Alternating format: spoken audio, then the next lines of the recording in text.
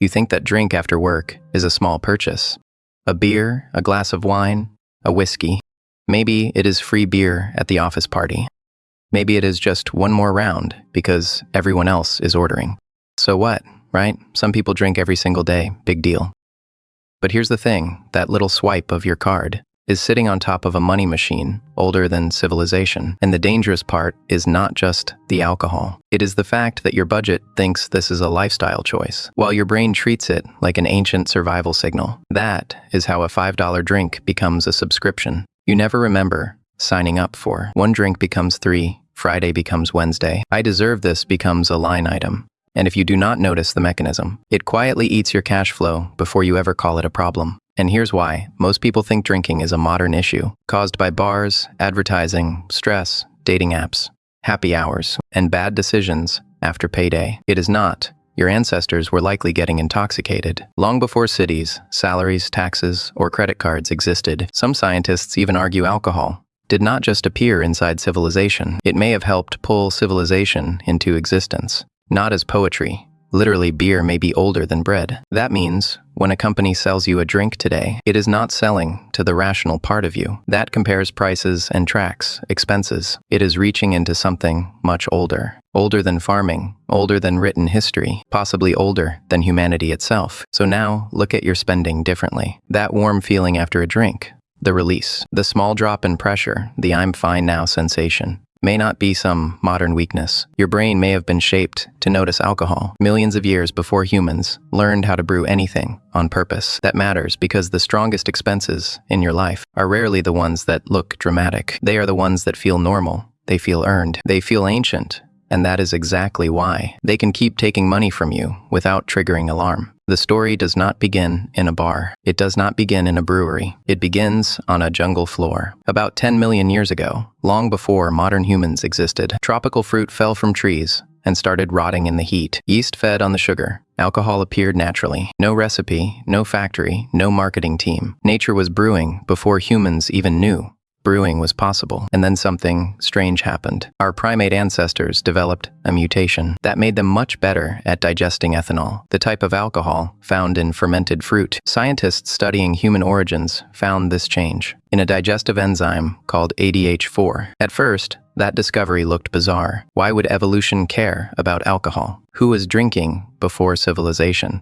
Who needed an alcohol processing upgrade before anyone had invented beer? But once you picture the jungle floor, the answer gets sharper. Fermented fruit carried calories. In a world where missing food could mean death, smelling alcohol may have helped an animal find energy before a rival got there first. If your body could handle that fermented fruit without getting sick, you had an advantage. You ate, you survived, you moved on. Now drag that ancient advantage into a modern paycheck. The same attraction that once pointed a hungry primate toward calories can now point you toward a bar tab, a delivery order with drinks added, a weekend bottle, a vacation package, a sporting event, a just one habit that does not feel like a financial decision at all. But your bank account does not care whether the urge is ancient. Money leaves either way.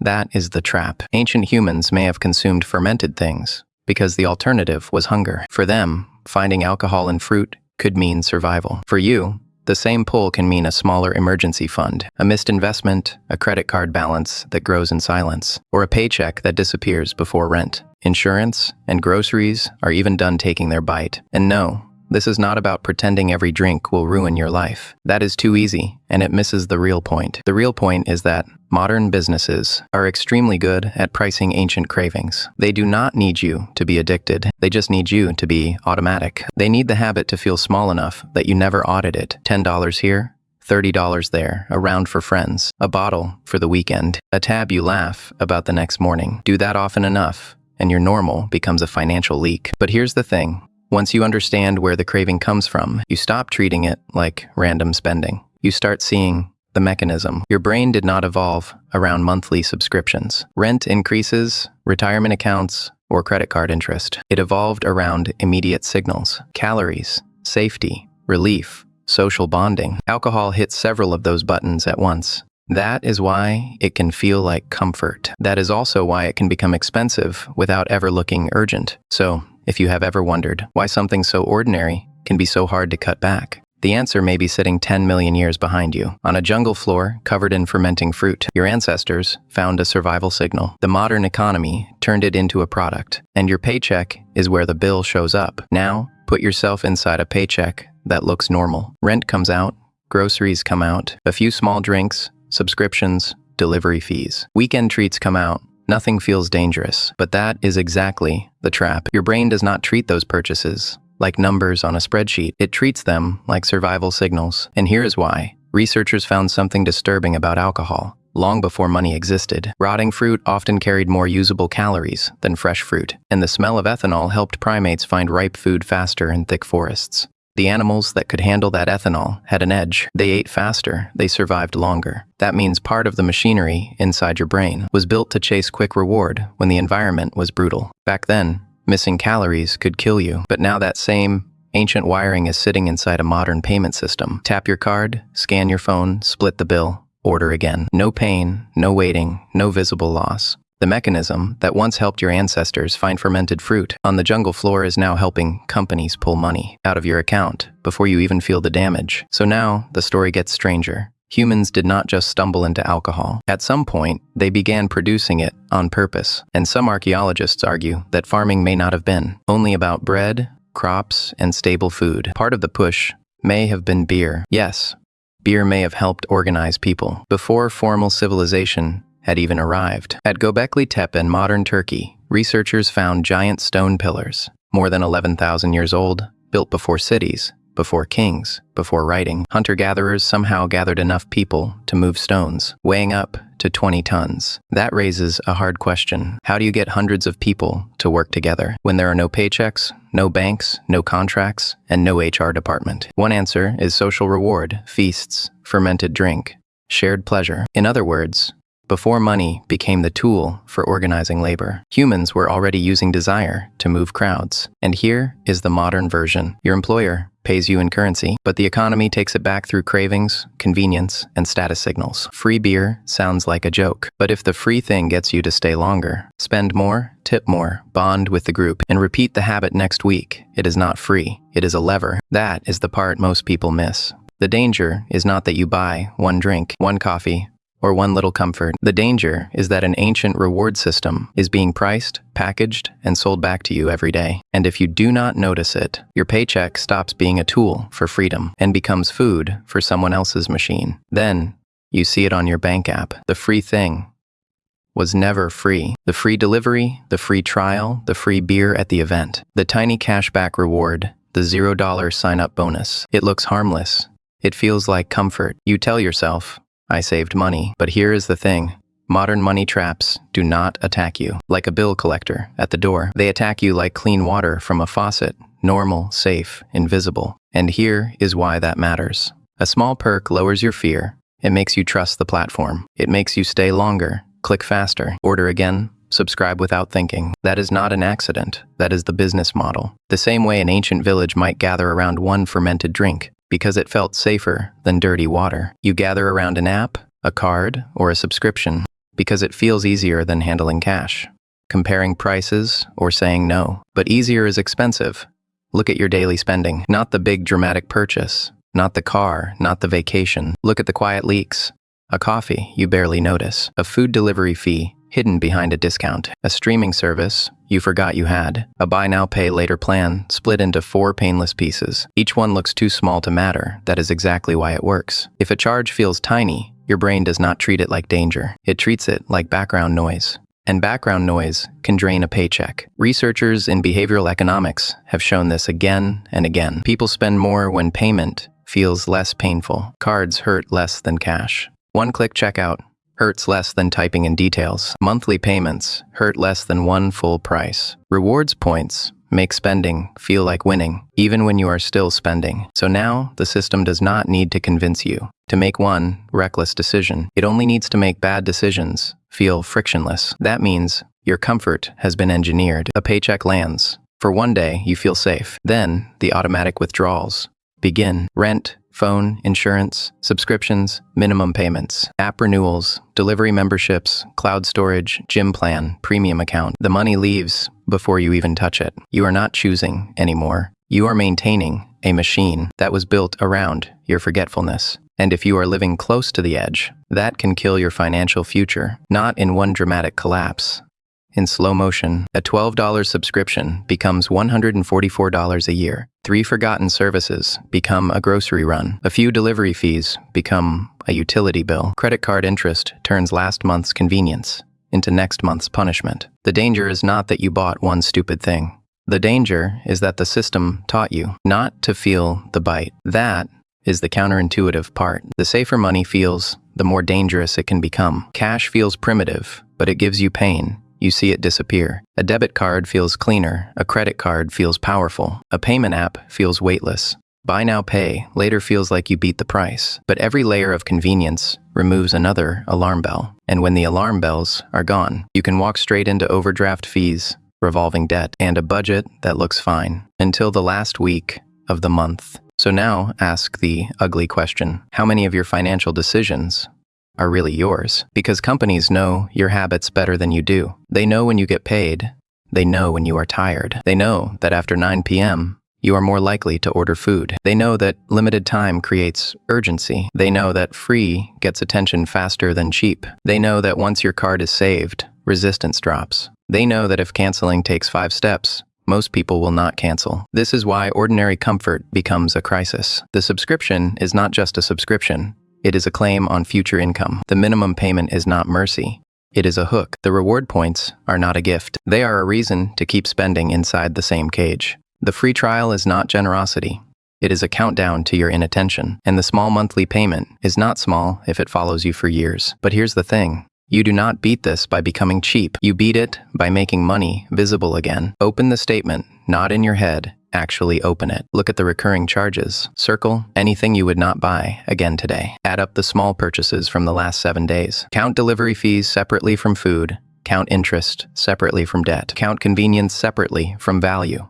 That is where the truth is hiding. Because the moment you can see the leak, the spell breaks. Ancient people survived by discovering which liquids were safer to drink. Modern people survive financially by discovering which comforts are poisoning the paycheck. The danger is not that you enjoy nice things. The danger is paying for things you do not even remember choosing. And if your money disappears every month while your life does not get better, that is not bad luck. That is a mechanism. Once you see it, you can make a different decision. Before the next paycheck gets swallowed, you wake up, you go to work, and part of your paycheck is not money. It is beer. Not a bonus, not a party, not free beer because your boss is generous. It is your wage. It is your breakfast. It is your fuel for the workday. And if that sounds like some ridiculous ancient loophole, that is exactly the point. Because once your pay can be converted into something you must consume immediately, your freedom gets smaller. Ancient Egypt did this at scale. Pyramid workers were paid partly in beer rations. Some estimates suggest laborers could receive several liters a day. So imagine building one of the most famous monuments in human history, while mildly intoxicated, sweating under the sun, lifting stone, and getting part of your compensation in a liquid you cannot save, invest, or pass down as wealth. That is not just a funny fact. That is a money mechanism. And here's why. Cash gives you options: food, beer, grain, company meals, store credit, points, perks. Subscriptions and benefits give you direction. They tell your money where to go before you ever touch it. In the ancient world, beer was not simply a drink. It became payroll. It became calories. It became sanitation. It became workplace infrastructure. In many places, plain water could make you sick. Dirty wells, contaminated rivers, invisible disease that could kill you. Weak fermented drinks were often safer because fermentation reduced some of the danger, so the system wrapped survival inside compensation. You did not just want the beer, you needed it. And when your wage is tied to what keeps you alive today, you have almost no leverage tomorrow. But here's the thing.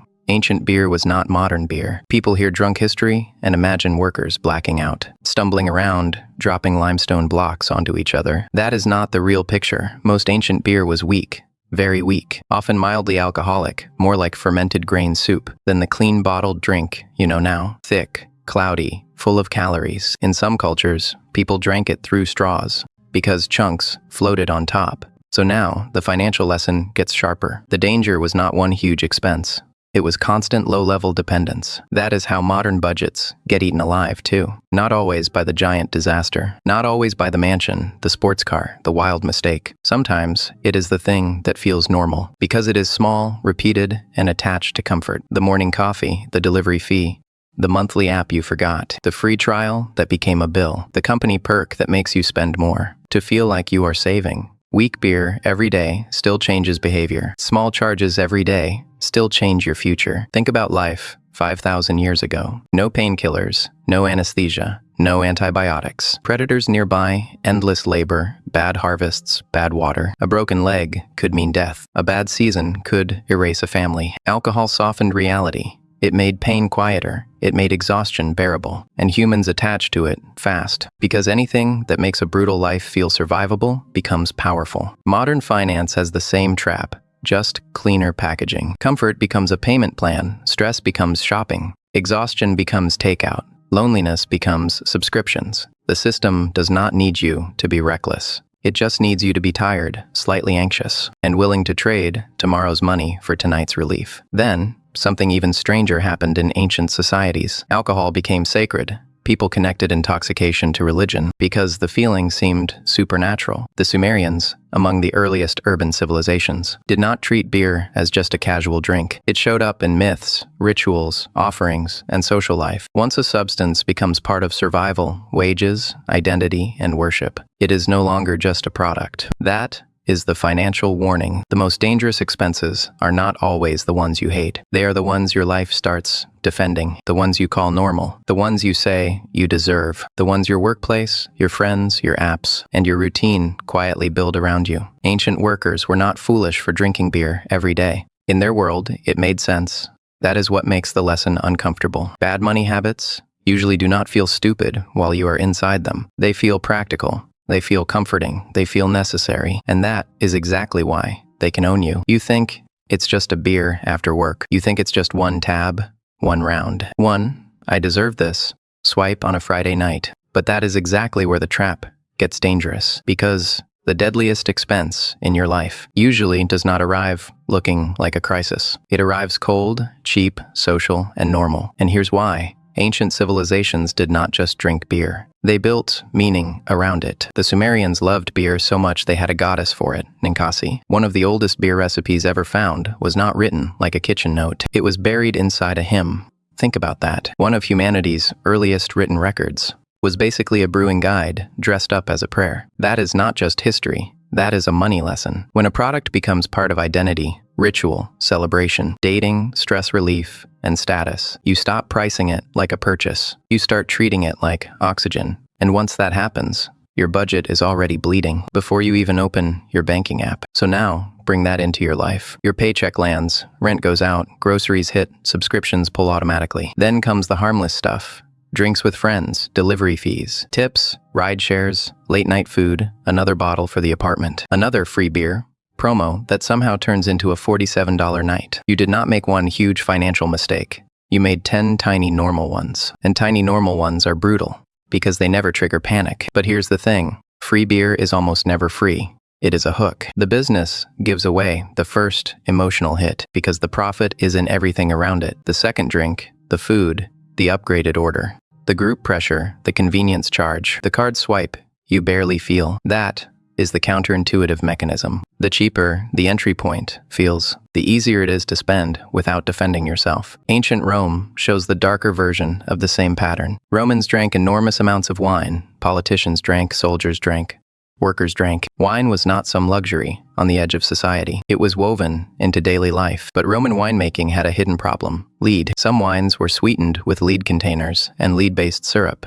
Modern researchers still debate how much damage this caused, but chronic exposure may have affected mood, fertility, mental sharpness, and even the behavior of parts of the Roman elite over generations. They were consuming something that felt civilized, while it quietly damaged the system underneath. Your budget can work the same way. No, your bar tab is not lead poisoning, but the financial structure is familiar. A habit becomes culture, culture becomes automatic. Automatic spending becomes invisible. Invisible spending becomes the reason you feel broke, even when your income rises. That means death for your wealth building plan, not dramatic death, slow death, the kind where your emergency fund never grows. Your investments stay next month. Your credit card balance keeps breathing, and your future gets traded for a lifestyle. That did not even feel expensive in the moment. The data backs the pressure. Consumer spending surveys show households spend hundreds of dollars a year on alcohol alone, and that number often misses the real ecosystem around it. Restaurant markups, delivery apps, rideshare costs, weekend impulse food,